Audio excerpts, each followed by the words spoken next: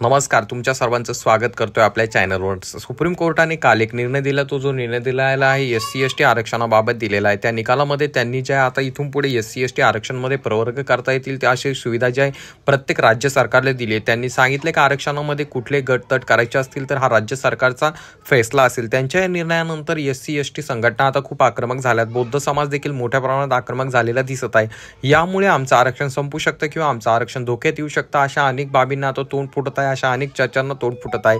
परंतु 7 न्यायालयांच्या घटनापीठाने ज्या असा निर्णय सुनावला त्यांचा जुना निर्णय जो होता तो त्यांनी खोडून काढला आणि नवे निर्णय त्यांनी अशा प्रकारचा दिला।